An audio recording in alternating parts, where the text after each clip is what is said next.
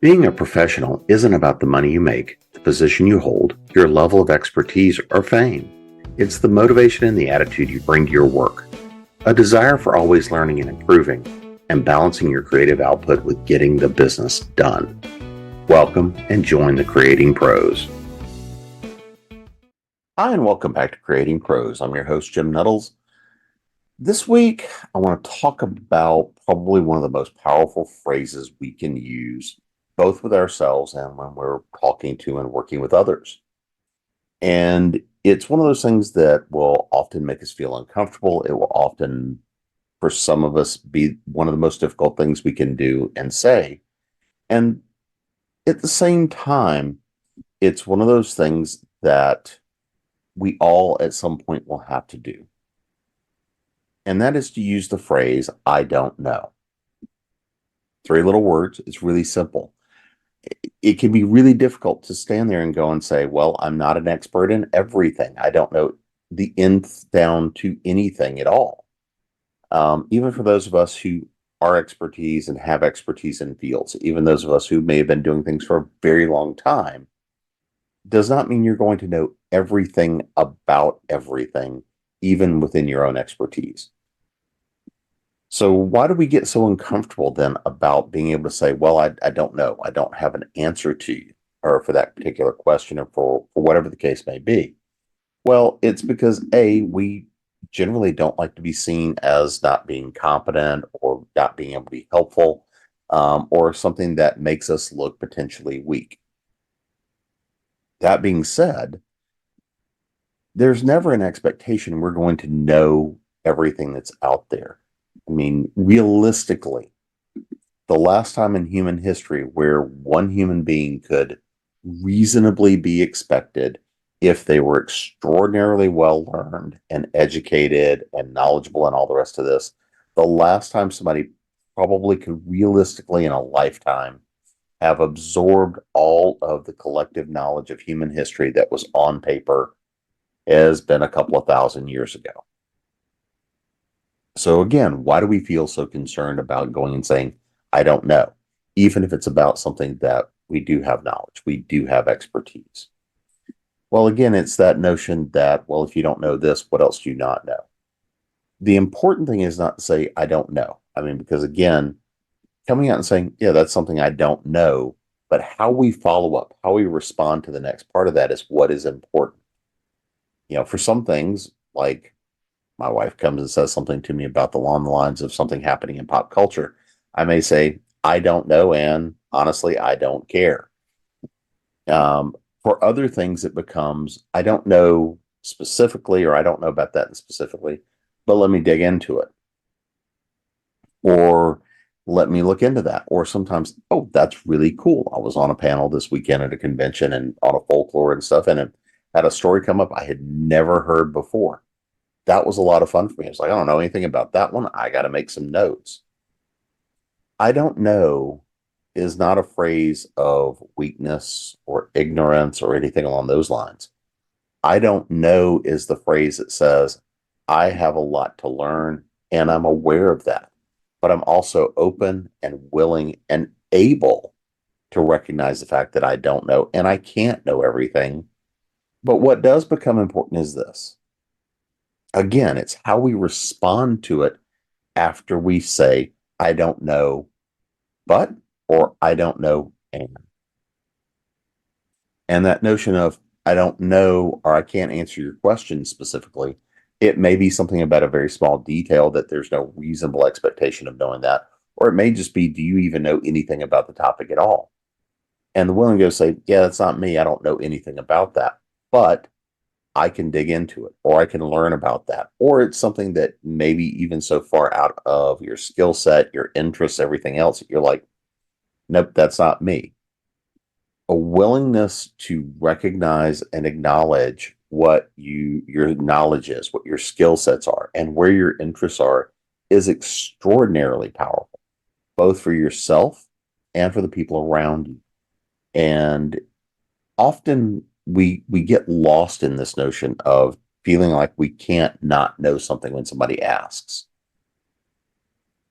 One of the things that is most frustrating for me at times becomes you ask somebody, hey, I know you work in this area. Do you know anything about X? Oh, how you respond to that notion of, I don't know how that works. That's half the answer. If it is, yeah, I don't know how that works and I have no interest in learning, is that I don't know and I don't necessarily want to go acquire the skill sets to get me to the point where I can understand that. Was at a meeting last week and working with some folks on something, and we were talking about a particular topic and brought up and we were talking about a piece of work that had to be done and trying to figure out who was best suited to do it. And one of the things that came up was that answer of, well, I don't know. Okay, great. What do we need to know? And as we started diving into it, somebody's like, well, just tell me this, give me the answer to my question. Great. Here's the problem. When we don't recognize and acknowledge what is and is not in our experience, what is and is not in our knowledge base, our training, our education, whatever the case may be that's appropriate. So what happened was somebody said, well, I don't know. And so it was like, well, just tell me this one thing. And I started digging into it and I explained the language about the piece we were talking about. They were like, I have no idea what that is. Well, the challenge was that I started the original explanation with explaining the things that they would need to know to lead up to the point of making an educated decision. And they were like, no, just tell me the one piece. So if you do that, you're always going to make that assumption that they have a certain level of understanding, a certain level of knowledge to be able to comprehend the answer you're going to give. And we often can get ourselves into trouble by getting a piece of the answer and thinking that we understand the entirety of the picture, right? Whether that is problem at work, problem story, problem about how to do something. And it is those times when, so talking about research last week, right? That notion of how we do research, how we approach gaining new knowledge, gaining new information. The most important thing when we start talking about someone with knowledge and expertise in a given subject, and when somebody starts looking at diving to and speaking about something, is understanding that level of what is your level of expertise if you're the person that's been asked, or if you're the person that's asking, and the person that's giving the answer, right? Because the two parties need to understand what level both sides are on. For example, if you go to Wikipedia for an answer, you're going to get something at a 50,000 foot view that may or may not be accurate.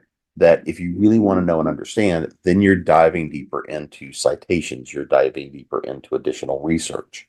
You can't just take that one piece of information and think that that is all there is, or even all that you need to know about that given subject. Sometimes it can be really hard to stay current in certain things. Technology, news, media, even a lot of things in pop culture and entertainment. It can be near impossible to stay current because things move so fast, change so fast. So many things are going on. So you have to decide where is that level of knowledge and expertise you're going to keep. So the question then becomes, what do any of us know? What is our level of knowledge? What is our level of expertise? What is our level of mastery of any given subject, or anything along those lines? And here is the most important part of saying, I don't know. The most important part of saying, I don't know, is acknowledging where your limitations are, or where the limitations are of the person you're communicating with, and trying to understand the answers you get. But what's also most important is not knowing necessarily the answer itself, but knowing enough to ask the right question. Because if you know the right question to ask and you understand the language around the particular topic, because so many things have their own language, their own nomenclature, especially in technology, especially in creativity. If you're practicing certain very specific skills, Every skill has its own specificities, its own language, its own knowledge. And by saying one thing, somebody who is not a part of that particular craft may interpret something to mean one thing when it really means something else within that particular art, that particular craft, or that particular business. So the important part about being able to say, I don't know, is then also recognizing, do you know enough to ask the right question and how and where to get the answers you need or that the person that's asking you needs? Because there's going to be times it's like, yeah, I have no idea. I would start here or there or places like this. I get into those conversations all the time.